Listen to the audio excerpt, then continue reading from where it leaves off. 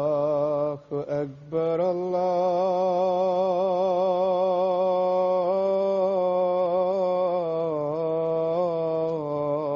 الله أكبر الله أكبر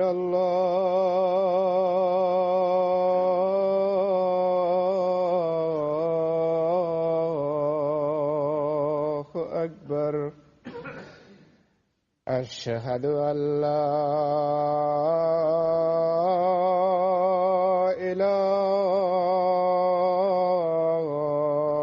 إله إلا الله أشهد أن لا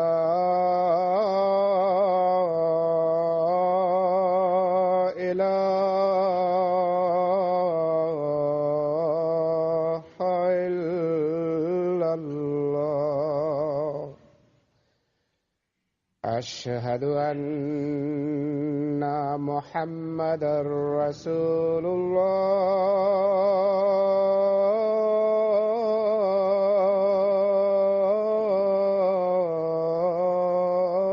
الله أشهد أن محمدا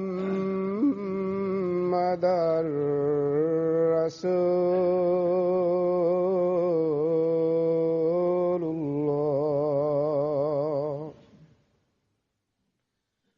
حي على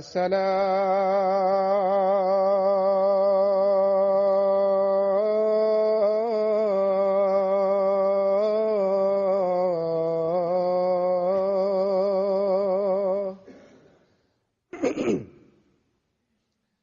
حي على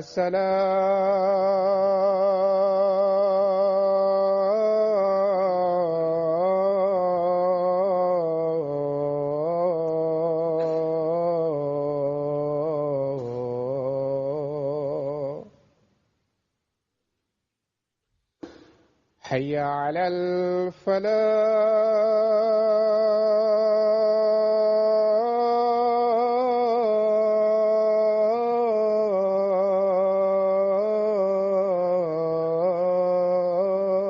الفلاح حي على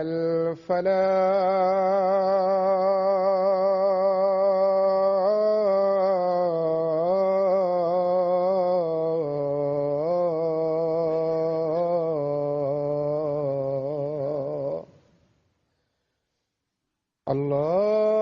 الله أكبر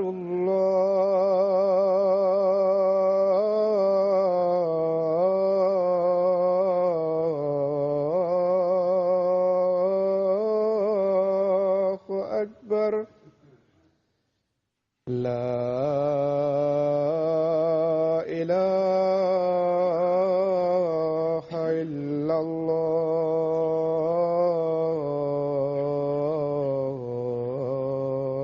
الله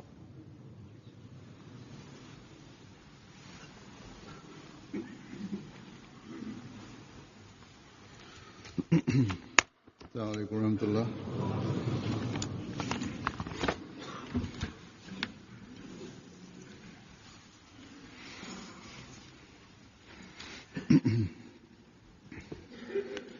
أشهد أن لا إله إلا الله وحده لا شريك له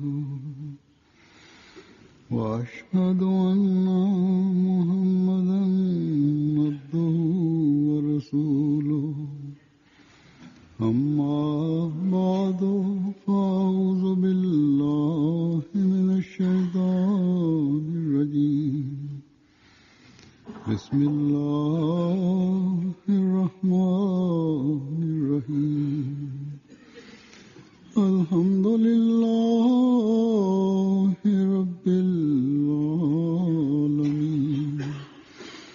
الرحمن الرحيم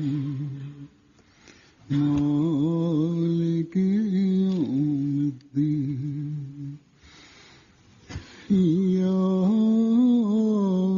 نعبد وإياك نستعين اهدنا الصراط المستقيم صراط الذين أنعمت عليهم غير المغضوب عليهم ولا الضالين.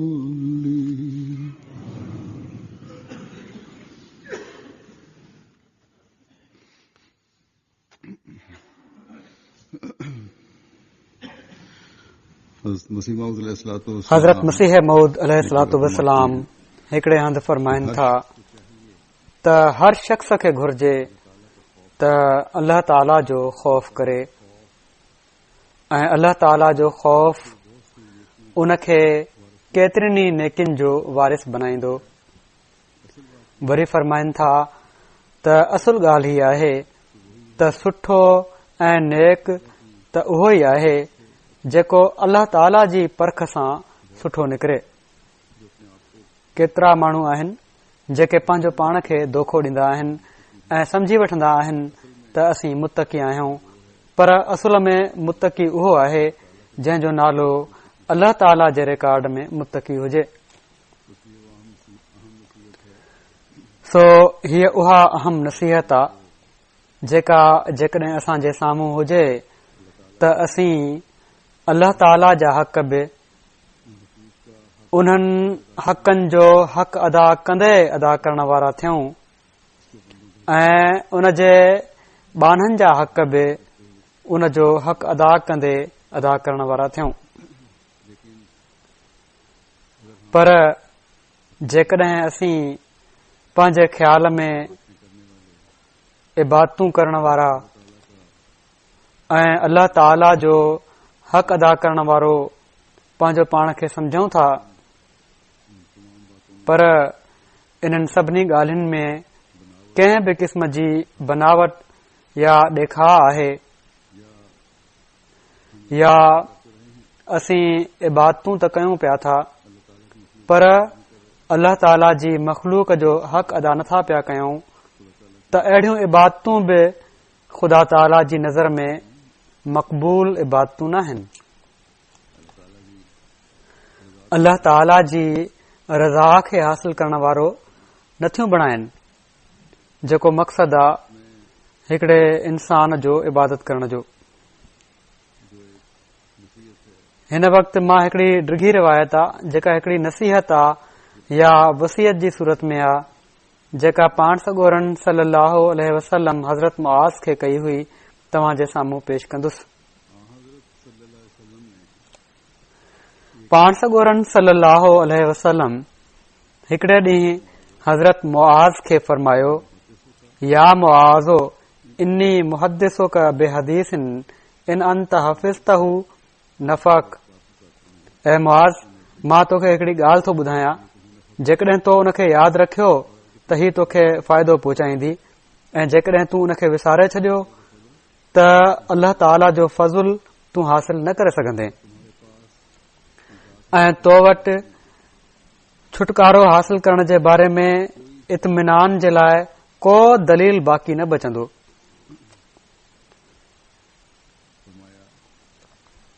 फरमाइनि था, ऐ मुआज़, अल्लाह ताला आसमाननि ऐं ज़मीन खे पैदा करण खां पहिरियां 7 दरबान मलाइकनि खे पैदा कयो आहे, यानी रूहानी बुलंदियुनि ताईं पहुचण जा 7 दर्जा आहिनि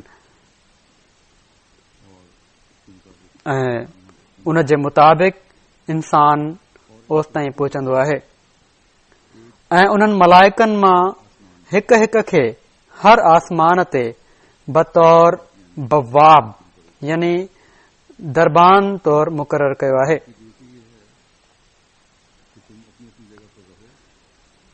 उन्हनि जी ड्यूटी ही आहे त तव्हां पंहिंजी पंहिंजी जॻह ते रहो ऐं सिर्फ़ उन्हनि माण्हुनि जे अमलनि खे हितां लंघण ॾियो जन जे लंघण जी असीं इजाज़त ॾियूं. नबी करीम सल्लल्लाहु अलैहि वसल्लम फरमायो त उहे मलाइक जेके इंसान जे अमलनि जी हिफ़ाज़त कंदा आहिनि ऐं उन्हनि जो रोज़नामचो लिखंदा आहिनि।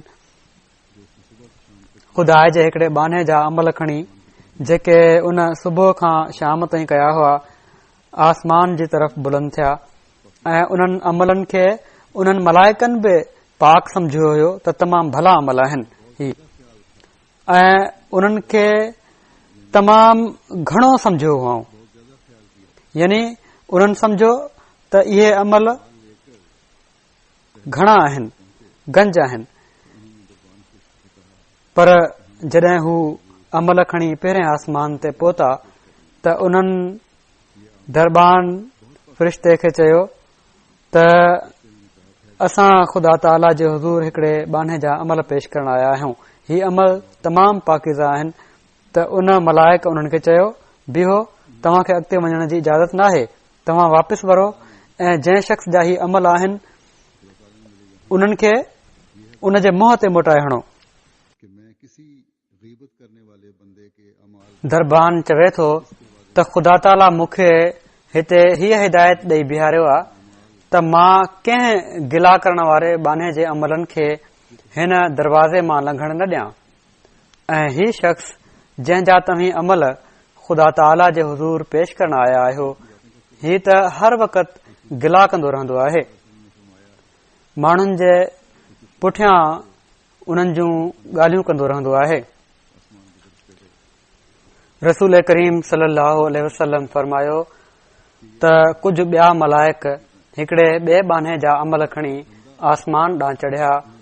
उहे मलाइक पाण में ॻाल्हियूं कर रहिया हुआ त ही अमल वॾा पाकीज़ा आहिनि ऐं ही बानो इहे अमल तमामु घणा कंदो आहे ऐं छो त इन्हनि अमलनि में गिला जो को ज़रो न हो, इन लाइ पहिरें आसमान जे दरबान ऐं हाजिज़ मलाइक उन्हनि खे अॻिते लंघण ॾिनो।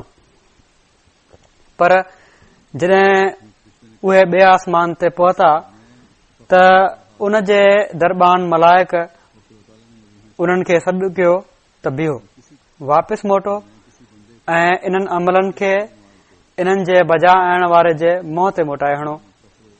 उन मलाइक चयो त मां फ़ख्र ऐं वॾाई जो मलाइक आहियां ऐं ख़ुदा ताला मूंखे इन लाइ हिते मुक़ररु कयो आहे जो मां कंहिं बाने जे अहिड़नि अमलनि खे हितां न लंघण ॾियां जिन में फ़ख्र ऐं वॾाई जो को बि हिसो हुजे ऐं हू पंहिंजनि मजलिसुनि में वेही वॾे फ़ख्र सां पंहिंजी नेकी खे बयानु करण वारो हुजे। ही शख़्स जंहिंजा अमल खणी तव्हां हिते आया आहियो माण्हुनि जी मजलिसुनि में वेही पंहिंजे इन्हनि अमलनि ते फ़ख्र ऐं वॾाई जो इज़हार कंदो आहे। पाण सॻोरन सल्लल्लाहु अलैहि वसल्लम फरमायो वरी त मलाइकनि जो हिकिड़ो ॿियो गिरोह हिकिड़े ॿिए बाने जा अमल खणी आसमान जी तरफ़ बुलंद थियो ऐं उहे उन्हनि मलाइकनि जी निगाह में बि कामिल नूर हुआ। अहिड़ा अमल हुआ जेके वॾा चिमकंदड़ हुआ। उन्हनि अमलनि में सदको ऐं ख़ैरात बि हुयो, रोज़ा बि हुआ, नमाज़ूं बि हुयूं ऐं उहे मुहाफ़िज़ मलाइक ताजुब कनि पिया त ख़ुदा ताला जो ही बानो कहिड़ी तरह पंहिंजे रब जी रज़ा जी ख़ातिर महिनत करे पियो थो ऐं छो त इन्हनि अमलनि में गिला जो को हिसो न हुयो, इन्हनि में फ़ख्र ऐं वॾाई जो बि को हिसो न हुयो। इन लाइ पहिरें ऐं ॿिए आसमान जे दरबान मलाइकनि उन्हनि खे लंघण ॾिनो। पर जॾहिं उहे टें आसमान जे दरवाज़े ते पहुता त उन जे दरबान मलाइक चयो बीहो, इज़रबू बिहाज़ल अमल वजह साहिब, यानी जंहिं शख़्स जा ही अमल आहिनि तव्हां ख़ुदा ताला जे हुज़ूर जिन खे पेश करण वञो पिया था उन वटि वापसि खणी वञो ऐं इन्हनि अमलनि खे उन जे मुंहं ते मोटाए हणो। मलाइक चयो त मां तकबर जो मलाइक आहियां, मूंखे टें आसमान जे दरवाज़े ते अल्लाह ताला हीअ हिदायत ॾेई बीहारियो आहे त हिन दरवाज़े मां को अहिड़ो अमल अॻिते न लंघे जंहिं जे अंदरि तकबर जो को बि हिसो हुजे ऐं ही शख़्स जंहिंजा अमल तव्हीं साण आंदा आहिनि ही वॾो मुतकबिर हुयो या आहे। हू पंहिंजो पाण खे ई सभु कुझु समझंदो आहे ऐं ॿियनि खे घटि नज़र सां ॾिसंदो आहे ऐं उन्हनि सां तकबुर ऐं वॾाई जो वर्ताव करे थो ऐं पंहिंजनि मजलिसुनि में ॻाटो सीटाए वेहण वारो आहे। हिन जा अमल तोड़े तव्हांजी नज़र में सुठा नज़र अचनि पिया था, पर इहे ख़ुदा ताला जी नज़र में मक़बूल न आहिनि। वरी पाण सॻोरन सल्लल्लाहु अलैहि वसल्लम फरमायो त हिकिड़ो चोथों गिरोह हिकिड़े ॿिए बाने जा अमल खणी आसमान ॾांहुं बुलंद थियो। उहे अमल उन्हनि मलाइकनि खे कौकबुन दुर्रियुन यानी रोशन तारे वांगुरु ख़ूबसूरत लॻनि पिया। उन्हनि में निमाज़ूं बि हुयूं, तस्बीह बि हुई, हज बि हुयो, उमरो बि हुयो। उहे मलाइक ही अमल खणी आसमान खां पोइ आसमान ऐं दरवाज़े खां पोइ दरवाज़े मां लंघंदे चौथे आसमान जे दरवाज़े ते पहुता त उन जे दरबान मलाइक उन्हनि खे चयो, बीहो, तव्हीं ही अमल इन्हनि जे बजा आणण वारे वटि वापसि खणी वञो ऐं उन जे मुंहं ते मोटाए हणो।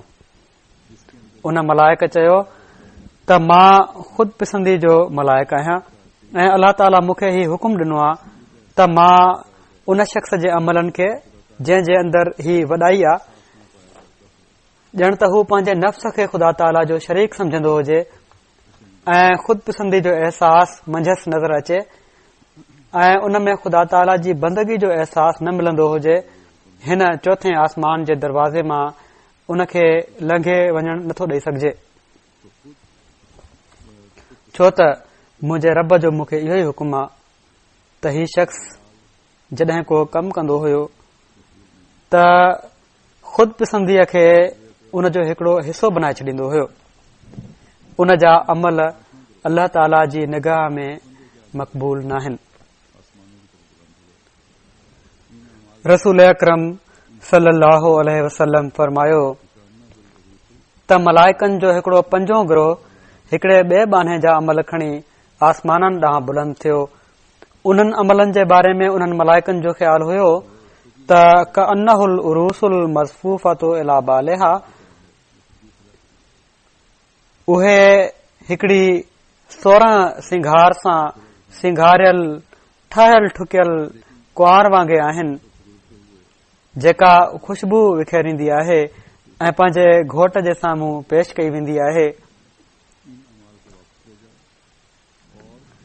पर जॾहिं उहे चइनी आसमाननि तां लंघंदे पंजे आसमान ते पहुता त उन जे दरबान मलाइक चयो त बीहो, इन्हनि अमलनि खे वापसि खणी वञो ऐं उन शख़्स जे मुंहं ते मोटाए हणो ऐं उन खे चई छॾियो त तुंहिंजो ख़ुदा इन्हनि अमलनि खे क़बूल करण जे लाइ तयार नाहे, छो त मां साड़ जो फ़रिश्तो आहियां ऐं मुंहिंजे ख़ुदा मूंखे हुकुम ॾिनो आहे त हर उहो शख़्स जंहिंखे साड़ करण जी आदत हुजे उन जा अमल पंजे आसमान जे दरवाज़े मां लंघण न ॾियां।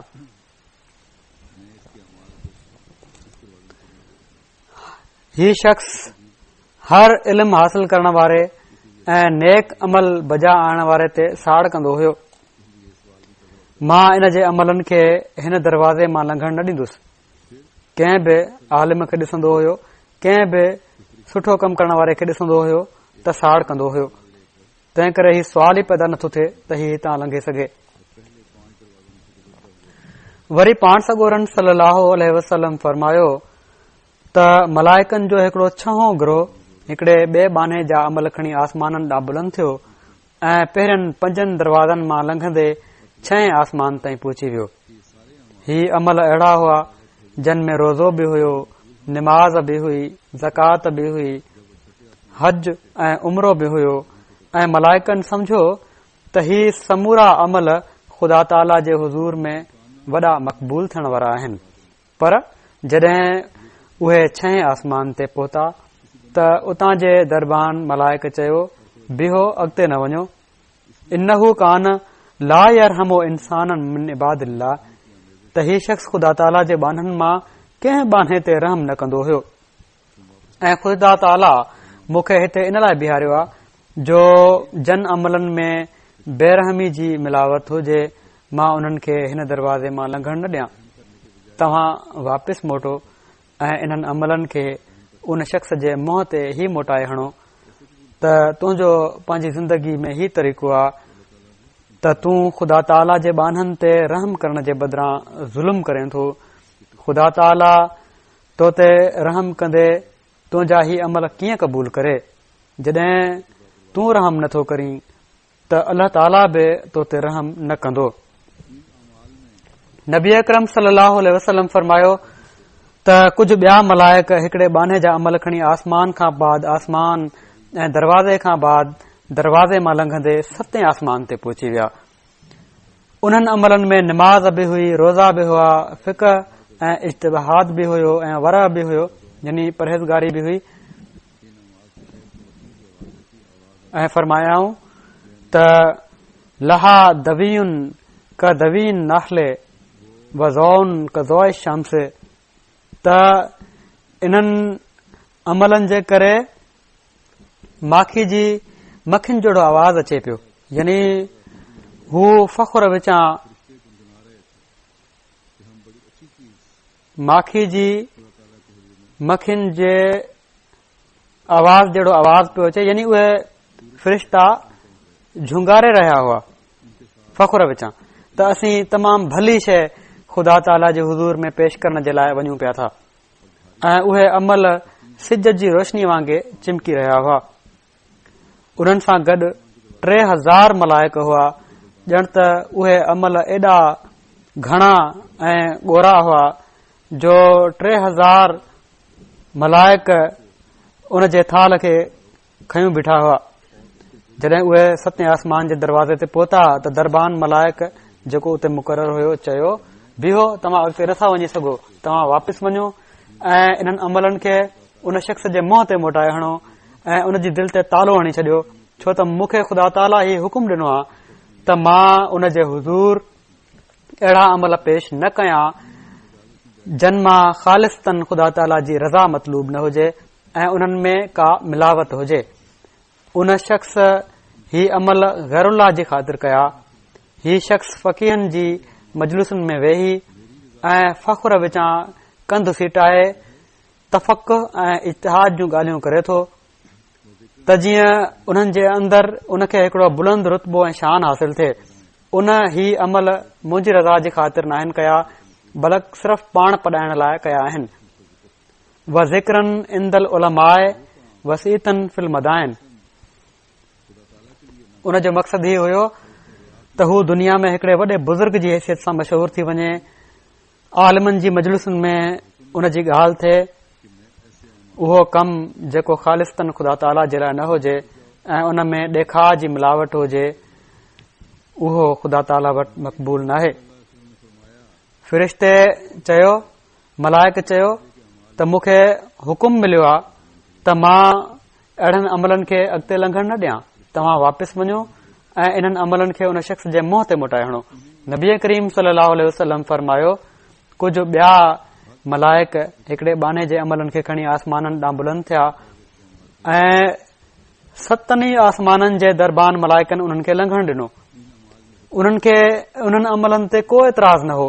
हर दरबान जेको हुयो आसमान जो उन चयो त हिन जा अमल ठीकु आहिनि, ज़ाहिरी लिहाज़ खां बिल्कुलु ठीकु आहिनि, लंघण ॾिनऊं।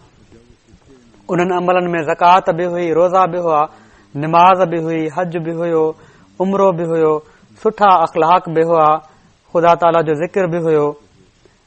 ऐं जॾहिं उहे मलाइक उन्हनि अमलनि खे ख़ुदा ताला जे हुज़ूर में खणी वञण जे लाइ रवाना थिया त आसमाननि जा मलाइक उन्हनि सां गॾु हली पिया ऐं हू सभिनी दरवाज़नि मां लंघंदे ख़ुदा ताला जे दरबार में पहुची विया। उहे मलाइक ख़ुदा ताला जे साम्हूं बीह रहिया ऐं चयाऊं, ऐ असांजा रब, तुंहिंजो ही बानो हर वक़्त तुंहिंजी इबादत में मसरूफ़ रहे थो ऐं असीं इन जे हर अमल जी, नेक अमल जी, इख़लास जी शाहिदी ॾियूं था। हू वॾियूं नेकियूं करे थो ऐं पंहिंजनि समूरनि प्यारनि वक़्तनि खे तुंहिंजी इताअत में ख़र्च करे थो छॾे। ही वॾो ई मुख़लिस बानो आहे, हिन में को ऐब कोन्हे। मक़सद उन्हनि इन शख़्स जी वॾी तारीफ़ कई। ख़ुदा ताला फरमायो, अंतुमुल हफ़ाज़तो अला अमल अब्दी, त तव्हांखे त मां अमलनि जी हिफ़ाज़त ऐं उन्हनि खे लिखण जे लाइ मुक़ररु कयो आहे। तव्हां सिर्फ़ इंसान जे ज़ाहिरी अमलनि खे ॾिसो था हिन बाने जे ऐं उन्हनि खे लिखी वठो था। वरी फरमायाई व अनर रकीबो अला क़ल्बिन त मां पंहिंजे बाने जी दिलि खे ॾिसां थो।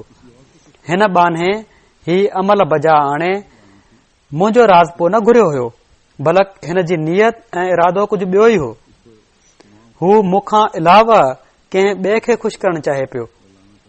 फ अलह लानती, उन ते मुंहिंजी लानत थिए। इन ते सभिनी मलाइकनि चयो अलह लानतुक व लानतुना, त ऐ असांजा रब इन ते तुंहिंजी बि लानत आहे ऐं असांजी बि लानत आहे। ऐं इन ते सतनी आसमाननि ऐं उन्हनि में रहण वारी समूरी मख़लूक उन ते लानत विझण शुरू करे ॾिनी या लानत करण शुरू करे ॾिनी।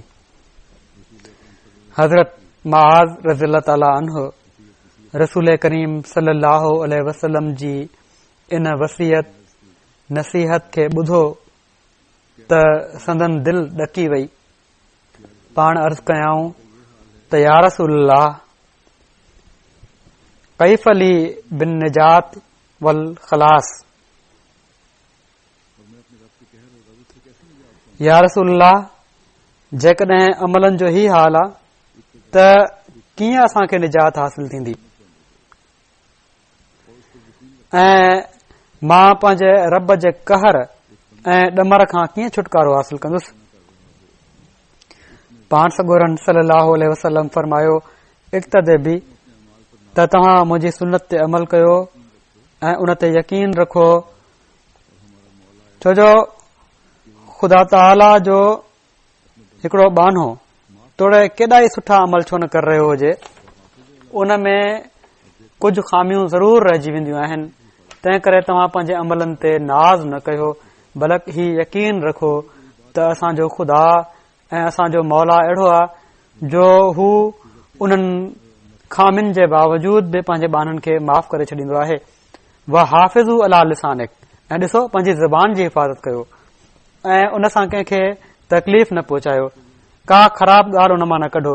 वला तुज़क्कि नफ़्सक अलैहिम, ऐं पंहिंजो पाण खे ॿियनि खां वधीक मुतक़ी ऐं परहेज़गार न समझो ऐं न पंहिंजी परहेज़गारी जो ऐलान कयो।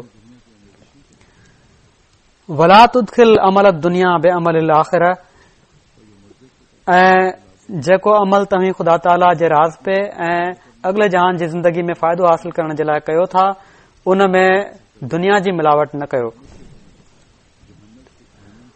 वला तुमज़िक नास फयुमज़िकुक किलाबुन नार, ऐं माण्हुनि में फितनो ऐं फसाद पैदा करण ऐं उन्हनि खे फाड़ण जी कोशिश न कयो।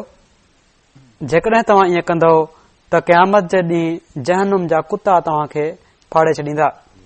वला तुरा बे अमल कन्नास, ऐं पंहिंजा अमल ॾेखार जे तौर ते दुनिया जे साम्हूं पेश न कंदा कयो। जेकॾहिं हीअ कंदो त पोइ अल्लाह ताला जा फज़ल बि तव्हां ते आहिनि। सो सही नेकिन जी तौफ़ीक़ ऐं मक़बूल नेकिन जी तौफ़ीक़ बि ओड़ी महिल मिलंदी आहे जॾहिं पाण सॻोरन सल्लल्लाहु अलैहि वसल्लम जी उसवे हसना असांजे साम्हूं हुजे। पाण बावजूद कामयाबियुनि जी बिशारतुनि जे वॾे दर्द सां पंहिंजूं ऐं पंहिंजी जमायत जूं कमज़ोरियूं साम्हूं रखंदे दुआऊं घुरंदा हुआ। बावजूद इन जे जो अल्लाह ताला संदन दुआऊं क़बूल बि कयूं, आइंदा जूं बि बिशारतूं ॾेई छॾियईं। पोइ बि सजदनि में तड़पी ऐं बेचैनी विचां दुआऊं घुरंदा हुआ। ऐं जॾहिं इन तड़प जो सबबु पुछियो वेंदो हुयो त फरमाईंदा हुआ त अल्लाह ताला त गनी आहे, हिकु त उन जो ख़ौफ़ आहे, ॿियो छो न अल्लाह ताला जा जेके मूं ते फज़ुल थिया आहिनि मां उन जो शुक्रगुज़ार बणिजां।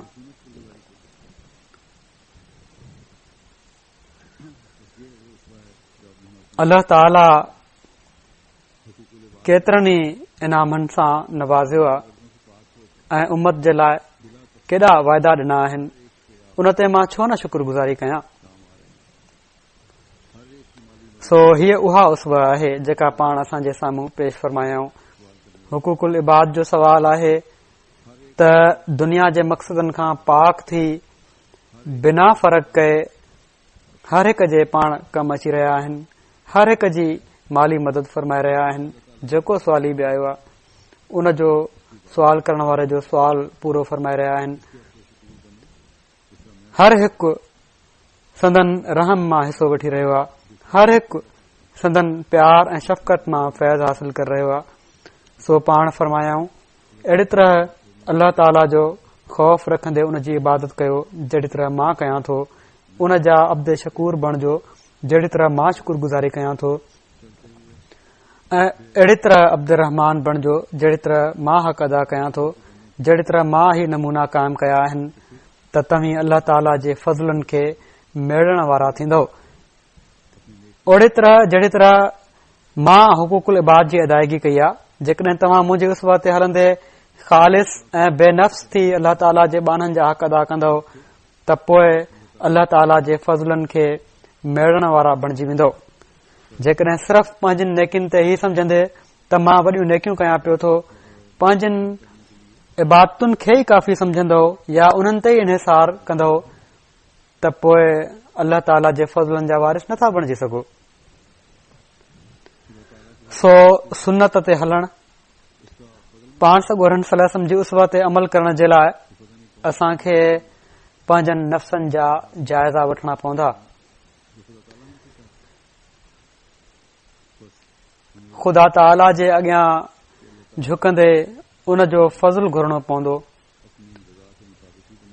त ख़बर नाहे कहिड़ो असांजो अमल उहो मयार हासिल करे बि पियो थो या न जेको ख़ुदा ताला असां खां चाहे थो।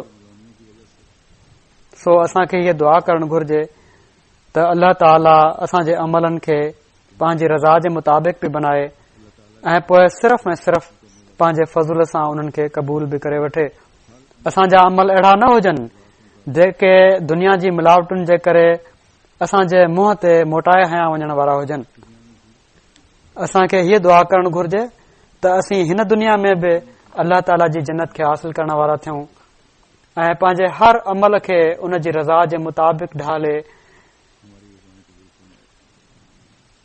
हिन दुनिया में बि अल्लाह ताला जो फैज़ माणण वारा थियूं ऐं अचण वारी ज़िंदगी में बि असीं अल्लाह ताला जी जन्नत जा वारिस थियूं। अल्लाह ताला सिर्फ़ ऐं सिर्फ़ पंहिंजे फज़ुल सां असां जूं ही दुआऊं क़बूल फरमाए।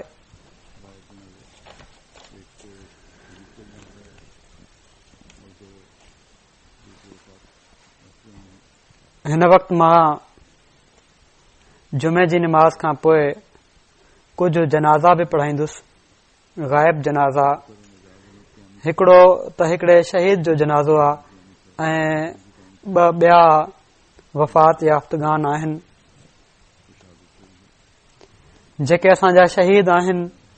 मुकरम एजाज़ अहमद कियानी साहिब, इबिन मुकरम बशीर अहमद कियानी साहिब औरंगी टाउन कराची जा, इन्हनि जी 18 सेप्टेम्बर ते शहादत थी आहे। इन्ना लिल्लाहि व इन्ना इलैहि राजिऊन।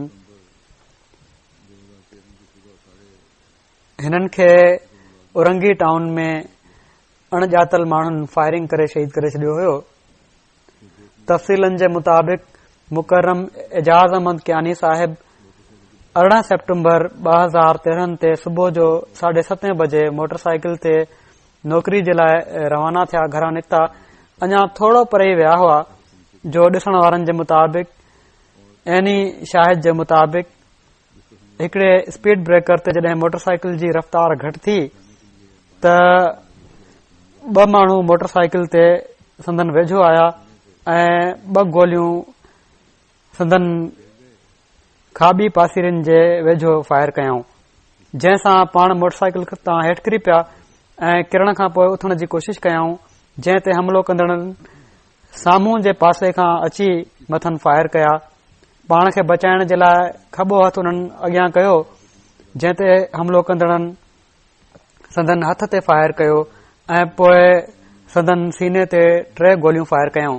जॾहिं पाण किरी पिया त संदन मथे ते पुठियां बि हिकड़ी गोली फायर कई वई, जंहिं जे करे पाण ज़ख़्मनि जा सूर न सहंदे थॾे ते शहीद थी विया। इन्ना लिल्लाहि व इन्ना इलैहि राजिऊन। गुज़िरियल महीने 21 अगस्त ते संदन भेणी जे मोहतरम ज़हूर अहमद कियानी साहिब खे बि इन इलाइक़े में शहीद कयो वियो हो। मुकरम एजाज अहमद कियानी साहिब शहीद जे खानदान में अहमद जो नफूज़ संदन वालिद जे 2 चाचनि मुकरम मोहम्मद यूसुफ कियानी साहिब ऐं मुकरम मोहम्मद सईद कियानी साहिब जे ज़रिए थियो। हिननि ॿिन्ही खे 1936 में बैत करे जमायत अहमदिया में शामिल थियण जी सआदत हासिल थी। ॿई हिननि जा जेके हुआ वालिद जा चाचा वॾा इल्मी माण्हू हुआ, इल्म दोस्त हुआ। उन्हनि बाक़ायदा मुतालियो करण खां पोइ बैत जी तौफ़ीक़ हासिल कई हुई। शहीद मरहूम जे खानदान जो तालुक़ प्रेमकोट मुज़फ़राबाद आज़ाद कश्मीर सां हुयो। शहीद मरहूम 1 दिसंबर 1984 में कराची में पैदा थिया ऐं कराची में इंटर ताईं तालीम हासिल कयऊं। पोइ 5 साल अॻु पाकिस्तान मिलिट्री ऑर्डिनेंस में बतौर सिविलियन ड्राइवर मुलाज़मत अख़्तियार कयऊं। शहादत महल संदन उमिरि 29 साल हुई। शादी 2009 में सोबिया साहिबा सां थी, जेका राजा Abdurrahman Sahib of Kotli Azad Kashmir जी धी हुई। शहीद मरहूम तमाम मुख़लिस, सुलह पसंद, नरम तबियत जा ऐं ख़ामोश तबियत जा मालिक हुआ।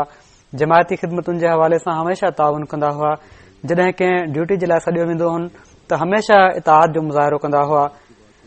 हिननि जे भाउ मुकरम एजाज अहमद कियानी साहिब ॿुधायो त शहादत खां 1 ॾींहुं अॻु पंहिंजे भेणी जे मुकरम ज़हूर अहमद साहिब कियानी शहीद जी ॻाल्हि ते हिननि जी अखियुनि में बि ॻोढ़ा तरी आया। ज़हूर कियानी साहिब शहीद जी ॾाढी इज़त कंदा हुआ ऐं वॾे भाउ ऐं पीउ जो मुक़ाम ॾींदा हुअनि। इन्हनि जी शहादत खां पोइ को बि अहिड़ो ॾींहुं न गुज़रियो जो पाण उन्हनि जे घर वञी हाल न पुछियो हुजाऊं उन्हनि जे ॿारनि खां। उन्हनि जी शहादत जो हिननि ते तमामु गहरो असर हुयो। शहीद मरहूम जी वालदा ॿुधायो त 4 भेणुनि खां पोइ वॾियुनि दुआउनि सां अल्लाह ताला ही पुट अता कयो हुयो। सोची समझी ॻाल्हाईंदो हुयो। मूंसां तमामु प्यार ऐं अक़ीदत जो तालुक़ हुयो। ड्यूटी ते वेंदे हथ मिलाए ख़ुदा हाफ़िज़ चई वेंदो हुयो। मुंहिंजी दवा जो ख़ासि ख़्यालु रखंदो हुयो। भेणुनि जो ईअं ख़्यालु रखंदो हुयो जीअं वॾो भाउ हुजे। तमामु नरम तबियत हुअनि। जॾहिं बि घर में का शइ आणींदो हुयो त ख़्वाहिश हूंदी हुई त सभिनी खे ॾियां। हिन जी घरवारी चवे थी त शहीद मरहूम तमामु सुठी तबियत जा मालिक हुआ। हर हिकु जो फर्ज़ अदा कयऊं। सुठा पुट, सुठा भाउ, सुठा पीउ ऐं सुठा मुड़ुस हुआ। चवनि थियूं जॾहिं बि मां कॾहिं परेशान थींदी हुयसि त आथत ॾींदा हुआ, अल्लाह ताला जी तरफ़ तवजो ॾियारींदा हुआ। ॿारनि सां तमामु शफ़क़त जो वर्ता। हिननि जे भेणी जी जेका शहादत थी आहे गुज़िरियल महीने, त बार बार चवंदा रहिया त काश मां इन जी जॻह ते हुजां हा।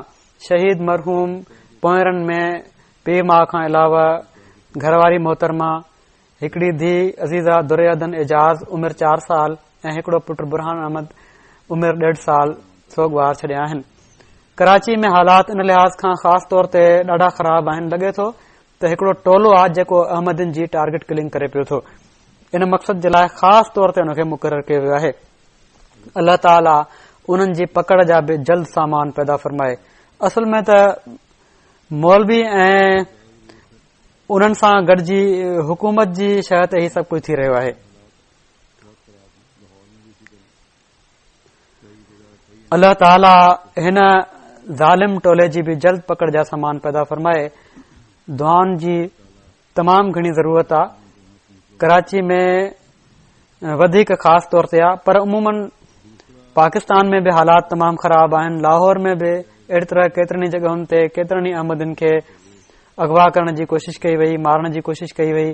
अल्लाह ताला सभिनी अहमदनि खे उते पंहिंजे हिफ़्ज़ अमान में रखे। ॿियो जनाज़ो जेको अॼु इन सां गॾु पढ़ियो वेंदो उहो मुकरम अब्दुल मोमिन साहिब दरवेश इब्न मुकरम अल्लाह साहिब जो आहे। कादियान जा दरवेश हुआ। 11 सेप्टेम्बर 2013 में थोरी बीमारी खां पोइ 97 सालनि जी उमिरि में फ़ौत थी विया। इन्ना लिल्लाहि व इन्ना इलैहि राजिऊन। 1916 में सिंध में पैदा थिया हुआ।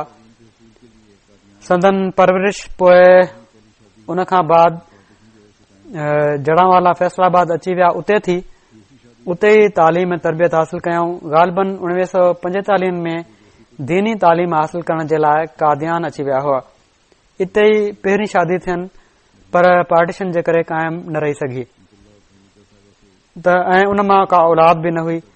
ॿी शादी दरवेशी जे दौर में उड़ीसा में मुकरम सैयद वसीकुद्दीन साहिब हज़रत मसीह इस्लाम जा साबी हुआ। उन्हनि जी पोटरी ऐं मुकरम सैयद मुहिउद्दीन साहिब मरहूम जी वॾी धी अमतुल्ला फहमीदा साहिबा सां थी।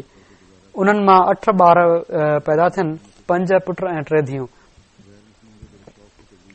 हिननि जा 5 ई पुट सिलसिले जी ख़िदमत कनि पिया था। पाण दरवेशानी ज़िंदगी तमामु सादगी ऐं वॾे सब्र तहमुल सां गुज़ारियऊं। दुकानदारी ऐं मुख़्तलिफ़ कम करे गुज़ारो कंदा हुआ। दफ़्तर ज़ाहिरीन में ख़िदमत बजाइण ईंदा रहिया। गैर मुस्लिमनि खे वॾे शौक़ सां तबलीग कंदा हुआ। पाण ॻोठाणे मुबलिक जी हैसियत सां बि ख़िदमत जी तौफ़ीक़ हासिल कयऊं। उन ई दौर में अदीब फाज़िल जी डिग्री बि हासिल कयऊं। सोम सलाद जा वॾा पाबंद, मुख़लिस ऐं वफ़ादार इंसान हुआ ऐं कमज़ोरी जे बावजूद बि आख़िरी उमिरि ताईं बाजमात नमाज़ बि पढ़ंदा हुआ। क़ुर शरीफ़ सां वॾो शगफ़ुन बाक़ायदगी सां तिलावत करण वारा हुआ। मरहूम मूसी बि हुआ। टियों जनाज़ो आहे मुकरम शेख रहमतुल्लाह साहिब जो, जेके मुख़्तसिर बीमारी खां पोइ 12 सेप्टेम्बर ते 94 सालनि जी उमिरि में फ़ौत थी विया। इन्ना लिल्लाहि व इन्ना इलैहि राजिऊन। पाण 1943 में 24 सालनि जी उमिरि में आमदीद क़बूल कई हुआ। शुरू में दिल्ली जे अमरीकी सफ़ारतखाने में बतौर क्लार्क नौकरी कयऊं। पोइ 1946 में पहिरियां लाहौर ऐं पोइ 1 साल खां पोइ कराची शिफ्ट थी विया, जिथे चौधरी शाहनवाज़ साहिब वटि दवाउनि जी दरामद जो कमु शुरू कयऊं। ऐं पोइ जॻह कोन हुई इन्हनि वटि त ऑफिस में सुम्ही पवंदा हुआ। 1950 में चौधरी शाहनवाज़ साहिब जी मदद सां पंहिंजो ज़ाती कारोबार शुरू कयऊं, जंहिं में अल्लाह ताला वॾी बरकत अता फरमाई। दुनियावी तालीम सिर्फ़ मैट्रिक हुअनि, पर बज़ाहिर वॾा पढ़ियल लिखियल लॻंदा हुआ ऐं हर कोई इहो सम्झंदो हुयो त काफ़ी तालीम अथनि। 1950 में नायब अमीर कराची मुक़रर थिया। 1953 जे फसादनि में हज़रत मुस्लिम मऊद खेनि वक़्ती तौर ते चौधरी अब्दुल्ला खान साहिब जी जॻह ते अमीर जमात कराची मुक़रर कयो, छो त उन वक़्तु चौधरी साहिब सरकारी मुलाज़िम हुआ ऐं इम्कान हो त उन्हनि खे नौकरी मां कढियो वेंदो। बहरहाल उन खां पोइ चौधरी साहिब जी बीमारी कारण पाण बतौर अमीर कराची कमु कंदा रहिया। 1964 ताईं इन उहिदे ते फ़ाइज़ रहिया। 1953 में जेका कराची जी तारीख़ लिखी वई आहे, उन में लिखियल आहे त 1953 जे फसादनि में हज़रत मुस्लिम मऊद कराची में बि हिकड़ी अलॻि सदर अंजुमन अहमदिया क़ाइमु फरमाई हुई। इन जा नाज़िर आला बि हिननि खे मुक़रर कयो वियो हुयो। हज़रत मुस्लिम मऊद रज़ियल्लाहु ताला अन्हु जी ड्रिगी बीमारी जे ज़माने में जेको निगरान बोर्ड क़ाइमु थियो, उन जा बि पाण मेंबर रहिया। ख़िलाफ़त जा वफ़ादार, साफ़ ॻाल्हाईंदड़, दयानतदार, वॾी दुआ घुरण वारा ऐं माली कुर्बानी करण वारा इंसान हुआ। सख़ी दिल ऐं मुख़लिस इंसान हुआ। ख़िलाफ़त सां तालुक़ त मुंहिंजी ख़िलाफ़त खां बाद मूंसां हिननि ॾाढो तालुक़ रखियो ऐं हमेशह ॾाढो अहसास हूंदो हुयो हिननि खे ऐं थोरी थोरी तकलीफ़ जो अहसास कंदा हुआ। दोस्तनि, मिटनि माइटनि ऐं ज़रूरतमंदनि जी माली इमदाद बि कंदा हुआ। हिननि जो दोस्तनि जो हल्को काफ़ी वसी हुयो। हिननि जा दोस्त वग़ैरह सॼी दुनिया में पखिड़ियल हुआ ऐं तालुकात जी वुसत जे करे तबलीग बि कंदा हुआ। अल्लाह जे फज़ल सां पाण मूसी हुआ। संदन हिकड़ा साहिबज़ादा डॉक्टर नसीम रहमतुल्लाह साहिब वॾे वक़्त खां सदर जमात क्लेवलैंड ऐं नायब अमीर अमरीका आहिनि ऐं जमायती वेबसाइट जेका आहे alislam.org उन जे चेयरमैन जी हैसियत सां ख़िदमत करे रहिया आहिनि। हिननि जा ॿिया पुट शेख रहमतुल्लाह साहिब नायब अमीर फैसलाबाद आहिनि अहिड़ी तरह जेको मुशावरती बोर्ड आहे मरकज़ जो पाकिस्तान में सनत तिजारत जो उन जा सदर बि आहिनि। हिननि जी हिकड़ी साहिबजादी जमीला रहमानी साहिबा हिते बि लजना में ख़िदमतूं बजा आणींदी रही आहे। गुलाम रहमानी साहिब सेक्रेटरी वसाया हिते यूके में रहिया आहिनि वॾो वक़्तु। अहिड़ी तरह नंढी धी हिननि जी नुज़रत मलक साहिबा आहे जेका सदर लजना कोलंबस ऐं सदर लजना ईस्ट मिडवेस्ट आहे अमरीका में। अल्लाह ताला हिननि सभिनी मरहूमिन जा रुतबा बुलंद फरमाए ऐं उन्हनि जे पोयरनि खे सब्र जी तौफ़ीक़ अता फरमाए। ख़ासि तौर ते उन शहीद जे वालिदैन खे जंहिंजो जवान पुट शहीद थी वियो, अल्लाह ताला उन्हनि खे सब्र ऐं हौसलो अता फरमाए ऐं उहे नंढड़ा ॿार जेके आहिनि उन जा ख़ुदा ताला उन्हनि जो बि कफ़ील थिए, उन्हनि खे पंहिंजी हिफ़ाज़त में रखे ऐं पंहिंजे अमान में रखे। ॿी ॻाल्हि हीअ त इनशा अल्लाह ताला मां कुझु हफ़्तनि जे लाइ दौरे ते वञा पियो थो। दुआ कयो अल्लाह ताला हर लिहाज़ खां ही दौरो बाबरकत फरमाए ऐं जेके मक़सद आहिनि अल्लाह ताला उन्हनि खे पंहिंजे फज़ल सां पूरो फरमाए। अल्हम्दुलिल्लाह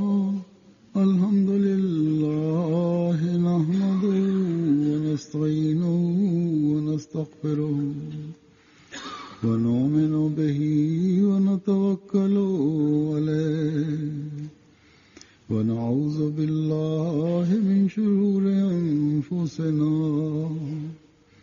व मिन सय्यिआति अअमालिना मन यहदिहिल्लाहु फला मुदिल्ल लहु व मन युद्लिल्हु फला हादिय लहु व नशहदु अन ला इलाहा इल्लल्लाह व नशहदु अन्ना मुहम्मदन अब्दुहु व रसूलुहु। इबादल्लाहि रहमकुमुल्लाह इन्नल्लाह यामुरु बिल अदलि वल इहसानि व ईताइ ज़िल क़ुर्बा व यन्हा अनिल फ़हशाइ वल मुनकरि वल बग़ि याइज़ुकुम लअल्लकुम तज़क्करून। उज़्कुरुल्लाह यज़्कुरुकुम वदूहु यस्तजिब लकुम व लज़िक्रुल्लाहि अकबर।